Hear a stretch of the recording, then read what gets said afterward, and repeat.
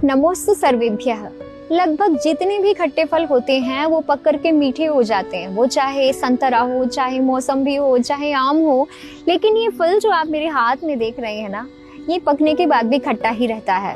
ये है नींबू, जिसका हर घर में प्रयोग होता है, लेकिन हर व्यक्ति इसका प्रयोग नहीं कर पाता। क्यों? क्योंकि इससे दांत खट्टे हो जाते हैं, या फिर किसी को एसिडिटी की समस्या पैदा हो जाती है, अल्सर की किसी को पहले से समस्या होती है, वो इसका सेवन नहीं कर पाते हैं।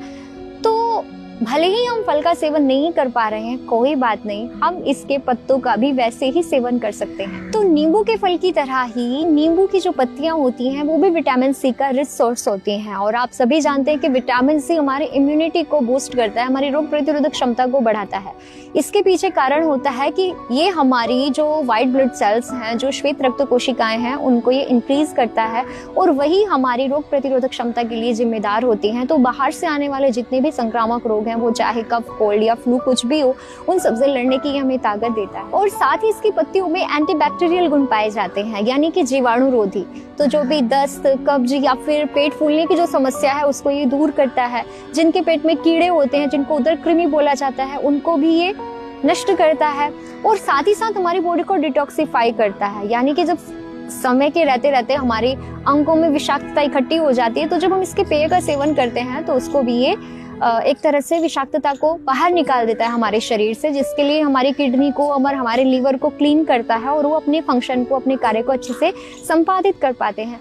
और साथ ही इसके पत्तों में पाया जाता है टैनिन, जिसके कारण इसमें एंटीऑक्सीडेंट गुण भी पाए जाते हैं। और जो हम एंटी एजिंग आज के ज़माने में बात करते हैं, यानी कि त्वचा पे झुर्रियाँ नहीं आनी चाहिए, उसके लिए बहुत अच्छा काम करता है, क्योंकि ये हमारी जो कोशिकाएं हैं उनकी उम्र को बढ़ा देता है। और जब सेल्स की उम्र बढ़ेगी तो सीधी सी बात है, हमारी उम्र भी बढ़ जाएगी और जो समय से पहले झुर्रियां आने की समस्या है वो भी दूर होगी।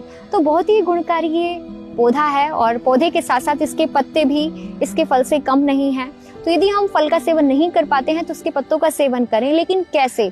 तो देखिए, हम पेय के रूप में इसके पत्तों का सेवन कर सकते हैं। तो उसके लिए हमें क्या करना है, हमें 2 कप पानी लेना है एक पैन में, और उसके बाद उसको उबलने तक हमें उसको ढक करके रख देना है। और फिर उसके बाद इसकी 5 से 6 पत्तियां, उनको अच्छे से धो करके उसमें डाल दें, 5 मिनट तक पकने दें।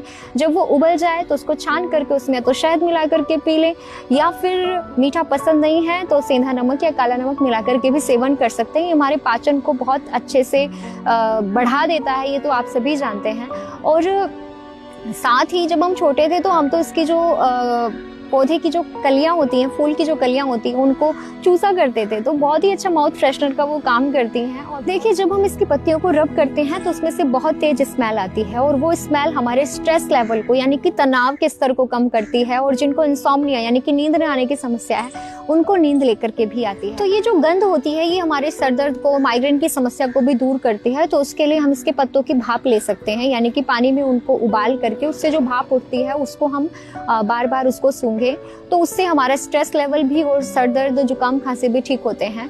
और साथ ही यदि हमें कहीं पर भी बाह्य शरीर पर, बाह्य त्वचा पर कोई खुजली हो गई है या एक्जिमा की समस्या है, तो इसके पत्तों का पेस्ट बना करके हम अप्लाई कर सकते हैं।